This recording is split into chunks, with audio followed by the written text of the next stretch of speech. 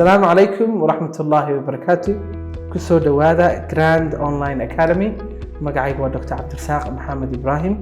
waxaan ka mid ahay macallimiinta ka shaqeysa halkan Grand Online Academy ka dhigta luqadda Englishka.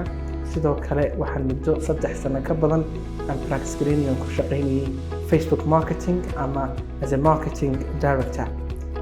kulliyadda Grand Online Academy waxaan ku guuleysanay muddo yar oo kooban inaan gaarno 130,000 oo qof oo joogta dacalada adduunyada kala joogta ayaa maanta ku xiran oo casharada ka baxa Grand Online Academy ku taxan.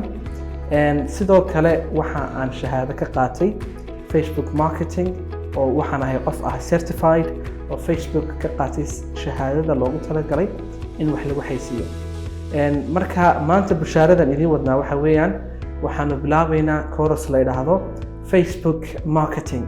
marka Facebook marketing waxa weeyaan inaad Facebook ku xaysiin karto products-kaaga haddaad ganacsi leedahay ama aad company kale ugu shaqeyso inaad u maamusho page-kooda Facebook ay ku leeyihiin. sidoo kalena course-kan magaca kale loo yaqaan waxa weeyaan waa digital marketing. marka digital marketing ama Facebook marketing waxa weeyaan in aad Facebook ku xaysiiso products-kaaga oo ganacsigaaga ku horumariso si ay dad badan business-kaaga iyo ganacsigaaga ay ugu xidhmaan. marka muddada 3 sano ah ka shaqeynay page-ka Grand Online Academy sidoo kale ganacsiyo badan oo kale oo local ah oo dalka ku yaala aan caawinayo Facebook oo experience-kii badnaa aan helay inay idinka ku caawiyo si aad ganacsiyadiina ugu horumarisaan oo ugu horumartaan oo dad badan ay business-kaaga ugu xidhmaan.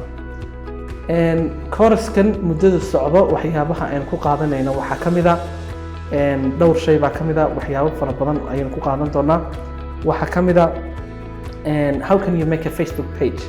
Facebook page sideed u samayn kartaa? How can you create a Facebook page? anigoo ka soo bilaabna xaggii ugu hooseysay Facebook sida aad u samaynayso page-ka u diyaarinayso waxa soo dhan. sidoo kale page-kaaga inaad cover saarato cover photo baa la yiraahdaa inaad saaran karto iyo logo saad u saaran karto page-kaaga. and how can you add photos, videos and call to action button? marka call to action button oo baran doono wuxuu yahay video iyo sawir sad ugu soo dari kartaa page-kaaga. and sidoo kale how can you build your audience waa dadka kugu xiran imika sheeginay 130,000 ee qof ee ku xiran Grand Online oo kale set zero uga bilaabi kartaa aad u soo dhisi kartaa waxa soo daba oo inta zero uga bilowdo kor u soo qaadi kartaa. and Facebook posts sida page-ka wax loo soo dhigo waxyaabaha kala duwan ee page-ka la soo dhigay baran doonaa. and how can you schedule a post? sida aad post schedule u gelin karto adigoo maanta geliyay aad Facebook ugu amri kartaa inuu post-kaasi soo galo beritoole iyo wixii ka dambeeya sidee taasi suurtagal kugu noqonaysaa.